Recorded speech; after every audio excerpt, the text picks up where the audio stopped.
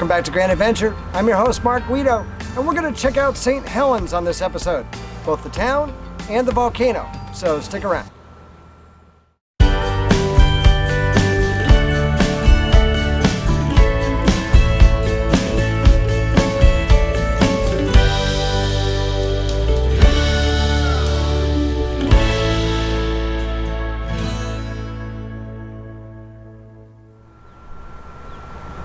So we're in the Bayfront RV Park, which is a wonderful small, maybe 15-site RV park with partial hookups. It's part of the Scappoose Marine Park, which is operated by the Port of St. Helens. In addition to the RV park, which has partial hookups on each site, there's also a marina and a paddling center, complete with rentals or sales of kayaks and stand-up paddleboards. It's a little estuary that kind of comes back off of the Columbia River. It's very vibrant on a Saturday, quite a lot of business here. Very busy with the boat launch and with the kayakers. I haven't been able to get out myself yet and do some paddling. I'm hoping to be able to do that before we leave here. But this was just kind of a holding spot for me while I waited for Patricia to get back from Salt Lake. In the meantime, we're also going to go check out Mount St. Helens National Volcanic Monument.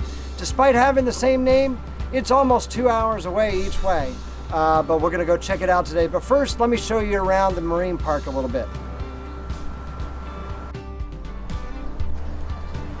The Port St. Helens Marine Park on Scappoose Bay is a paddling paradise.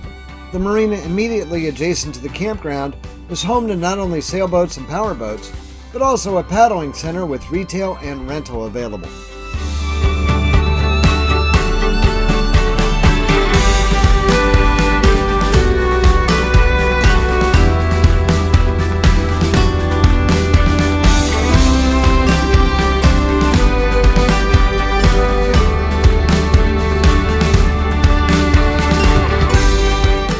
On a clear day, views stretch all the way to the Cascade volcanoes, including Mount Adams in the distance.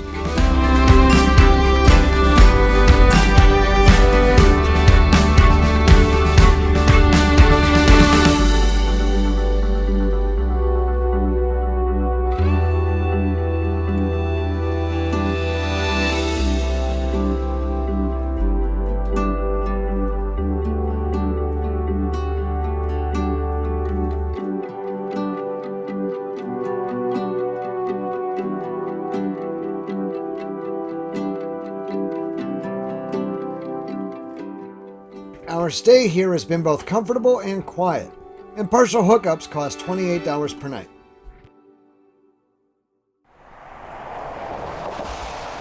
In May of 1980, I was finishing up junior high school, and I still remember the events of Sunday, May 18th like it was yesterday. Prior to that day, Mount St. Helens was a symmetrical cone, just like many of its neighboring Cascade volcanoes. But it would erupt that day in a massive explosion that would change the lives of everyone in the northwestern U.S.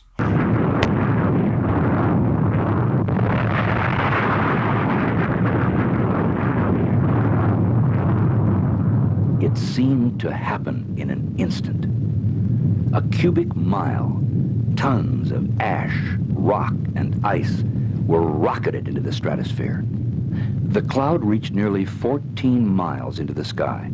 The view was spectacular, but the wind was blowing in a northeasterly direction, and from that point of view, the cloud seemed like the end of the world. The skies grew dark, and at noon it was pitch black in most of eastern Washington. Everyone to not panic. If you want to start getting out some water supplies now to last you Life for in the next, ash storm few came hours to a or so, that gritty would be halt. advisable. Assuming the road is closed from here any further east.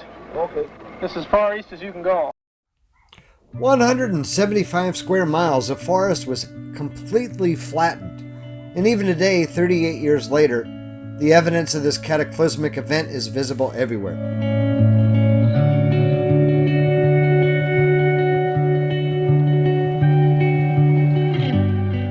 The 1980 eruption blew out the entire northern side of the mountain's summit, and in subsequent years, a new lava dome has formed, some 97 stories high in the center of this new cirque. Erosion since 1980 has carved this river channel some 200 feet deep on the mountain's flank.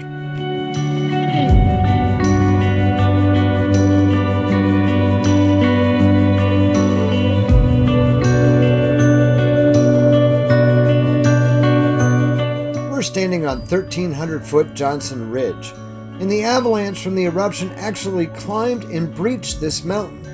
Entire chunks of mountainside landed intact and formed these many hillocks, and the ash flows raised the level of nearby Spirit Lake by nearly 200 feet.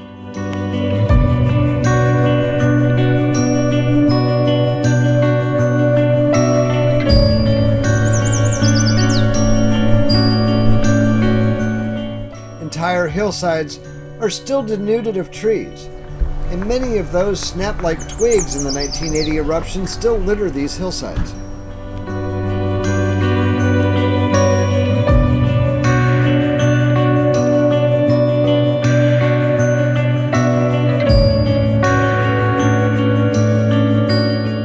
The debris flow also filled some 14 miles of the Toutle River Valley, and even today this mud and ash mixture continues to progress down the mountain.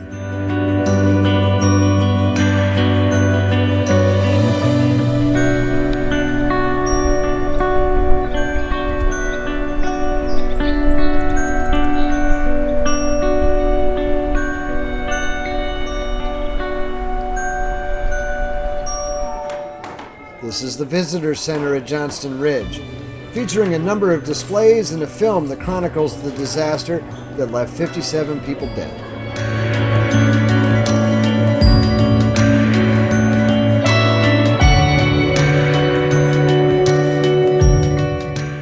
Mount St. Helens is still active and has erupted a number of times since the 1980 event, although with far less violence.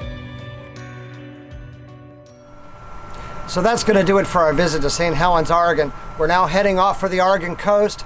We're going to be in Newport, Oregon on the next episode, so if you're not yet one of our grand adventurers, hit that subscribe button right now. Ring that notification bell. If you like this video, give us a thumbs up down below. Also down below, you'll find the comment section. We'd love to hear your questions or your feedback. And until next time, please remember, life is nothing but a grand adventure. We'll see you soon.